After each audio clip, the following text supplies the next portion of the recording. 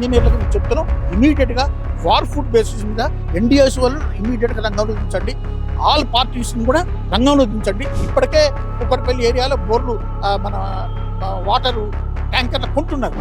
మనకు చాలా కష్టమవుతుంది. తెలంగాణ ఇటువంటి పరిస్థితిని ఎప్పటికీ రాదనుకుంటా. నేరుగా సీఎం రేవంత్ రెడ్డి అంటున్నారు, ఇప్పుడు నీరు వదిలితే తర్వాత రాముడి ఆలయం కూడా ప్రమాదంలో పడుతుంది, గుంపు గురవుతుంది అని మాట్లాడుతున్నారు. మనం సపోజ్ కొలాప్స్ అయింది అనుకుందాం, ఫస్ట్ మనం అది ఊహించుకోకూడదు. 20 టీఎంసీల నీళ్ళకేమైందండి? అంటే ఎలాంటి సమాచారం లేకుండా, అవగాహన లేకుండా ఆయన మాట్లాడుతున్నారు కదా. పరిస్థితి ఎలా ఉండబోతుంటారు? తాగునీటి ఎద్దరు కానీ ఎలాంటి ఇబ్బందులు ఎదుర్కోవాల్సి వస్తుంది, ముఖ్యంగా హైదరాబాద్ సిటీ.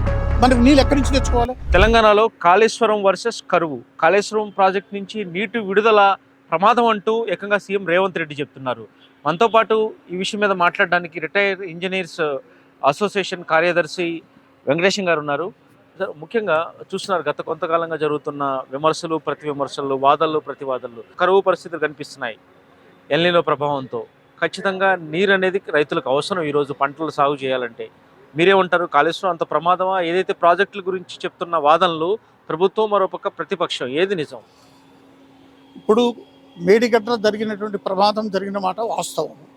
అయితే ఎన్డీఎస్ఏ వారు సరైన మెజర్స్ తీసుకోమని చెప్పినారు. ప్రభుత్వం ఒకవైపు చేస్తున్నది. కానీ ఈ ప్రత్యేక పరిస్థితుల్లో మనకు ఎప్పుడు రాలే. ఎందుకంటే 23 తర్వాత 24 కానీ 25 కానీ సఫిషియెంట్గా వర్షాలు పడ్డాయి. కొన్ని లక్షల క్యూసెక్కులు కిందికి వెళ్ళిపోయినాయి, గోదావరిలో కలిసినాయి. కానీ ఇప్పుడు ఈ సంవత్సరం పరిస్థితి ఏంటంటే రావాల్సినటువంటి వర్షపాతం ఏదైతే ఉందో మనకు జూలైలో దాదాపు కాళేశ్వరం ప్రాంతం నుంచి 300 టీఎంసీలు ప్రవహిస్తాయి కిందికి.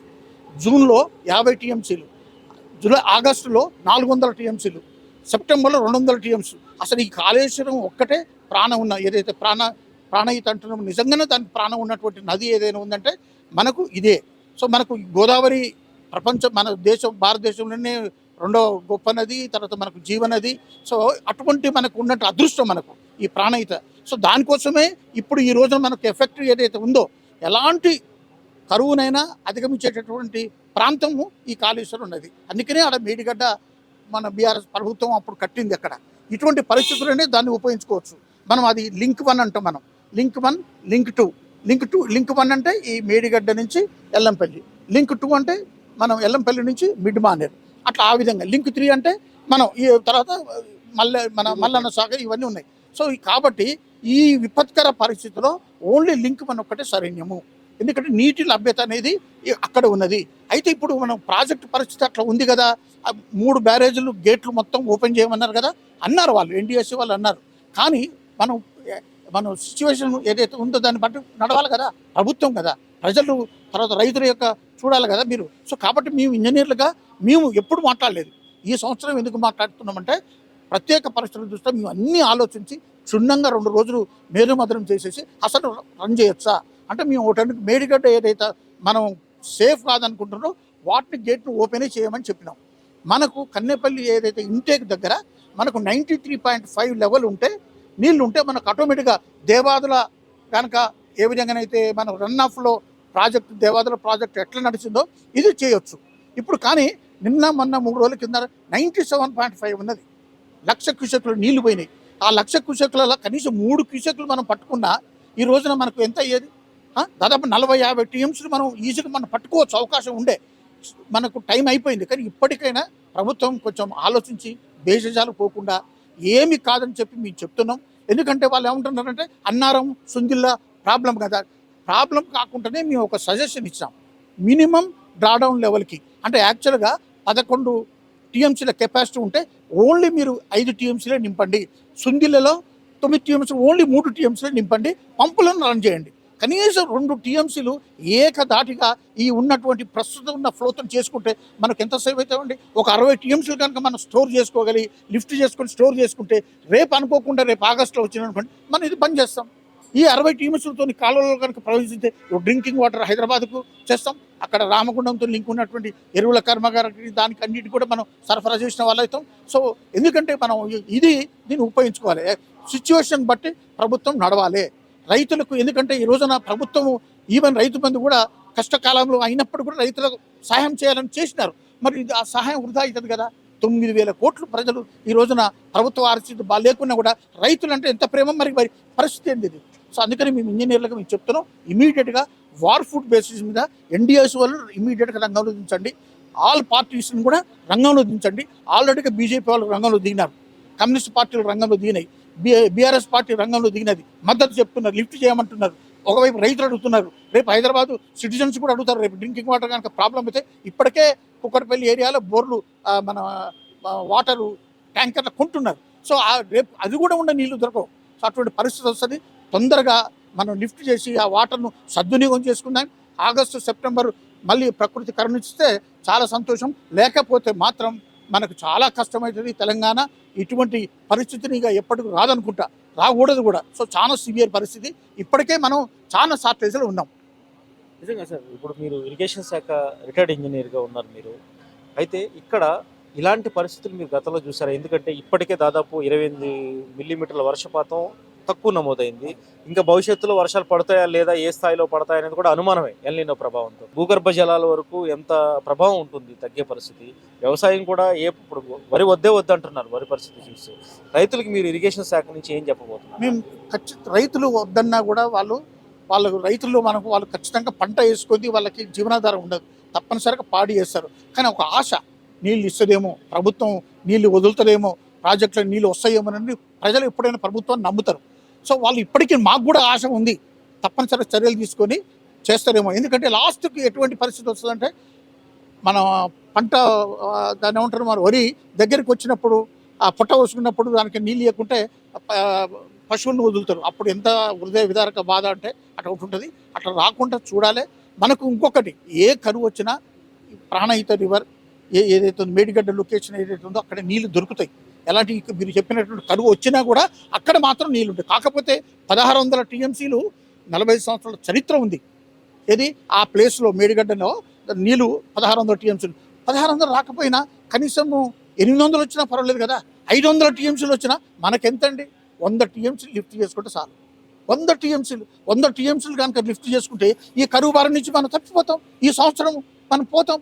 కాబట్టి దానికి తగ్గట్టుగా ప్రభుత్వం చర్యలు తీసుకోవాలి కదా. మేము అందుకని అందరినీ రంగంలో దింపమంటున్నాం. ఎన్డీఏలను దింపండి, పార్టీలను దింపండి, ఇంజనీర్లను దింపండి, ఇంకా అవసరం ఇంకా ఏ విధంగా నిష్ణాతులను ఎక్స్పర్ట్స్ సలహా తీసుకోండి. కానీ ఎట్టి పరిస్థితుల్లో వాటర్ లిఫ్ట్ చేయాలి. సార్ అంటే సార్, ఇప్పుడు ఒక టెక్నికల్గా ఒక విషయం చెప్పండి. ఉత్తమ్ కుమార్ రెడ్డి కూడా ఒక మాట అంటున్నారు. ఏదైతే మిగతా మేడిగడ్డలో ఏ విధంగా టెక్నికల్గా ఏ ఫార్ములా అయితే ముందుకెళ్ళారో అదే విధానం నిర్మాణ విషయంలో మిగతా చోట్ల కూడా అవలంబించారు. కాబట్టి ఖచ్చితంగా నీరు వదిలితే అవన్నీ కొట్టుకుపోతాయి అనేది మంత్రి చెప్తున్న మాట. మీరు టెక్నికల్గా ఇరిగేషన్ అధికారిగా మీ మాట ఏంటి? మీరు మంచి ప్రశ్న ఇస్తున్నారు. అనుమానం వాళ్ళు ఎన్డీఎస్సీ వాళ్ళు ఏంటంటే సేమ్ అదే డిజైన్లతోని అన్నారం సుందిలు కూడా నిర్మించారు కదా. సో కావచ్చు అని అంటున్నారు. కావచ్చు అన్నారు, అవుతుందని చెప్పలే గ్యారెంటీగా. నేనేం చెప్తున్నా అంటే, మేడిగడ్డ ఇప్పుడు 23 నుంచి 26 వరకు కొన్ని లక్షల ఫ్లో పోయింది కదా, కంటిన్యూస్గా ఫ్లో అయింది కదా. ఓన్లీ ఆ ఒక్క బ్లాక్లోనే జరిగింది కదా ప్రమాదం. ఇంతవరకు మేడిగడ్డలోనే 85 పిల్లర్లు ఉన్నాయి కదా, ఏమైనా ప్రమాదం జరిగిందా? మనకు చూస్తూనే ఉన్నాం కదా. అదేవిధంగా అన్నారం సుందిలో క్వశ్చనే లేదు. ఆల్రెడీగా ఇప్పుడు జనరల్గా ఇది పర్మియబుల్ స్ట్రక్చర్ మీద, ఇసుక మీద కట్టినటువంటి స్ట్రక్చర్స్ ఏదైతే బ్యారేజ్లు ఉంటాయో వాటి రెగ్యులర్గా మెయింటెనెన్స్ చేస్తుండాలి. సో కొంచెం లోపం వల్ల అప్పుడు ఆల్రెడీగా మా ఇంజనీర్లు నోటీసులో ఉండి, ఈవెన్ డ్యామేజ్ కాకముందు కూడా అక్కడక్కడ నోటీసులు అయిన కాడ బొంగల్ వాళ్ళు ఆల్రెడీ గ్రౌటింగ్ చేసినారు. మీరు ఇంకోటి ఆశ్చర్యపోతారు, ఈవెన్ ఎన్డీఎస్ఏ తన ఫైనల్ రిపోర్ట్లో గ్రౌటింగ్ డన్ అని చెప్పారు వాళ్ళు. గ్రౌటింగ్ కూడా జరిగింది అన్నారం సుద్దిలలో. ఇక మనకు భయం ఎందుకండి? గ్రౌటింగ్ జరిగింది, ఏం ప్రాబ్లం లేదు. మళ్ళీ మీరు ఎక్కువ నీళ్ళు ఫుల్ నింపితే మనం ఇప్పుడు ప్రయోగాత్మకంగా చేయాలి, సాహసించాలి, రెస్క్యూ చేయాల్సిందే. చేయకపోతే ప్రజల కోసం చేయాలి కదా. గ్రౌటింగ్ జరిగిందంటే ప్రమాదం లేనట్టేనంటారా? అంటే ఆల్మోస్ట్ అంతే కదా. మెయిన్ ఎక్కడైతే క్యావిటీ ఏర్పడుతుందో ఆ యొక్క ఫౌండేషన్ లోపల అవన్నీ సిమెంట్తో నింపేశారు. ఇక ప్రాబ్లం ఉండదు. మెయిన్ ప్రాబ్లం అవుతుంది, ఎక్కువ క్యావిటీ కనుక ఏర్పడి మొత్తం వెళ్ళిపోతే అప్పుడు కొన్ని సింక్ అవుతుంది, క్రాక్ వస్తుంది. అలాంటి ప్రాబ్లం లేదు కదా. అన్నారం సుందిలో మన ఇంజనీర్లు ఆల్రెడీగా తీసుకున్నారు. జరిగిన మాట ప్రభుత్వానికి కూడా తెలుసు, ఈవెన్ ఎన్డీఎస్సీ కూడా తెలుసు. కాబట్టి సురక్షితంగా ఆ రెండిట్లో ఆ మినిమం డ్రాడేవాళ్ళకి నింపి రైతులకు నీళ్ళు ఇవ్వచ్చు, హైదరాబాద్కు డ్రింకింగ్ వాటర్ ఇవ్వచ్చు, రామగుండం ఫ్యాక్టరీకి నీళ్లు, ఎరువుల ఫ్యాక్టరీ కూడా నీళ్ళు ఇవ్వచ్చు. ఇంకో ప్రశ్న అన్నది, ఇప్పుడు ఏదో ఒక సాధారణ వ్యక్తి మాట్లాడుతున్నా అంటే కాదు, నేరుగా సీఎం రేవంత్ రెడ్డి అంటున్నారు, ఇప్పుడు నీరు వదిలితే భద్రాచలం కూడా ప్రమాదంలో పడుతుంది, భద్రాద్రి రాముడి ఆలయం కూడా ప్రమాదంలో పడుతుంది, ముంపుకు గురవుతుందని ఆయన మాట్లాడుతున్నారు. సాదాసీదా వ్యక్తి మాట్లాడతారు, కోచ్ ముఖ్యమంత్రి మాట్లాడుతున్నారు. అంటే ఎలాంటి సమాచారం లేకుండా, అవగాహన లేకుండా ఆయన మాట్లాడుతున్నారంటారా, లేదంటే రాజకీయ విమర్శగా దీన్ని భావించవచ్చా? మీరు టెక్నికల్గా చెప్పాలంటే ఎంతవరకు కరెక్ట్ ఈ మాటలు? అది మీరు చెప్పిన ఇప్పుడు మీరు అడిగిన ప్రశ్నకి నేను సమాధానం చెప్తే మీరు అర్థం చేసుకుంటారు. అది ఎప్పుడు ప్రాబ్లం అవుతుంది?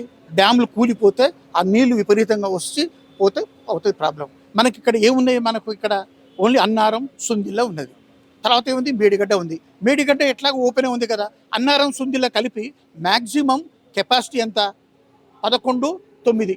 అంత కలిపి 20 టీఎంసీల నీళ్లు. 20 టీఎంసీల నీళ్లు అనుకున్నాం 20 నిమిషాలు మనం సపోజ్ కొలాప్స్ అయింది అనుకుందాం, వరస్ట్ కేసు మనం అది ఊహించుకోకూడదు. 20 టీఎంసీల నీళ్ళకి ఏమైందండి? 22లో 200 టీఎంసీల నీళ్లు పోయినాయి కదా. ఇక భద్రాచలం మునుగుడే కడదండి? చెప్పండి, మీరే చెప్పండి సమాధానం. నీకు చెప్పాను కదా ఆన్సర్. ముఖ్యమంత్రి గారు ఆ విధంగా అన్నారంటే మరి ఏ ఉన్నారో కాదు, అది మునుగదు. ఏ సందర్భంలో ఏమన్నారో కానీ అది ఎట్లా అవుతుంది మీరే చెప్పండి. ఇప్పుడు నేను చెప్పాను కదా, 20 టీఎంసీలు కాదు కదా, 200 టీఎంసీలు పోయినాయి. మనకి ఇది మన డ్యామ్ కాదండి.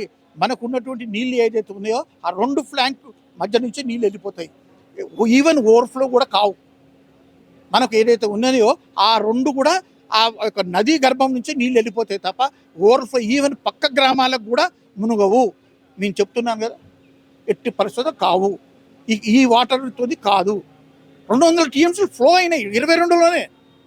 ఫైనల్గా ఇప్పుడు ఇదే పరిస్థితి కొనసాగితే హైదరాబాద్ నగరంలో తాగునీటి సమస్య ఎంతవరకు ఉంటుంది? అంటే ఇలా మనం సరైన సమయంలో ప్రభుత్వం నిర్ణయం తీసుకోకుండా ఇలా వదిలేస్తే, ఆ బ్యారేజ్ నుంచి నీళ్లు వదలకుండా వదిలేస్తే పరిస్థితి ఎలా ఉండబోతుంది అంటారు? తాగునీటి ఎద్దరు కానీ ఎలాంటి ఇబ్బందులు ఎదుర్కోవాల్సి వస్తుంది, ముఖ్యంగా హైదరాబాద్ సిటీ? మనకు నీళ్ళు ఎక్కడి నుంచి తెచ్చుకోవాలి? ఇప్పుడు తమిళనాడులో ఎక్కడి నుంచో రైల్వే ట్యాంకర్లో పోయి తెచ్చుకున్నారు. ఆ పరిస్థితి మనకు వస్తుంది. నాకు ఇంకా నమ్మకం ఉంది తప్పనిసరిగా, ఎందుకంటే నీకు అవైలబుల్ ఉంది.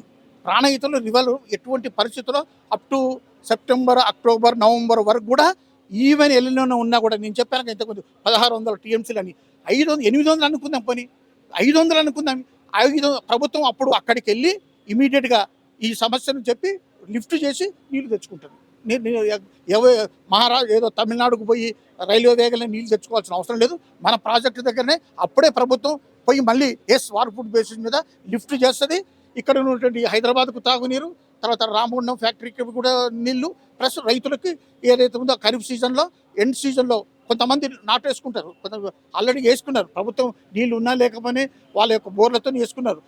At the end crop season 3 నెలల తర్వాత అప్పటి వరకు నీళ్ళు అందిస్తారని నాకు ఇంకా నమ్మకం ఉంది. సపోజ్ అది కూడా లేదనుకోండి, ఇక దాని జరగబోయే కాన్సిక్వెన్సెస్ ఎవరికి బాధ్యులవుతుందో అది తెలుసుకోవాలి.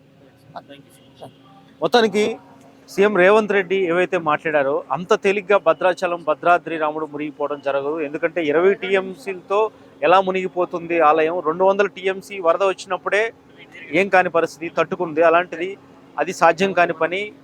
ఇప్పటికీ కూడా నీరు విడుదల చేయకపోతే, కన్నేపల్లి కానీ ఇటు కాళేశ్వరం ప్రాజెక్టు ముఖ్యంగా నీళ్లు విడుదల చేయలేకపోతే ఖచ్చితంగా భవిష్యత్తులో రైతులు మాత్రమే కాదు, తెలంగాణ వ్యాప్తంగా ఇటు హైదరాబాద్ నగరానికి తీవ్రమైన తాగునీటి సమస్య ఎదురవుతుందని చెప్పి కూడా అంటున్నారు retired engineer Venkateswara. Seshu AP దేశం, హైదరాబాద్.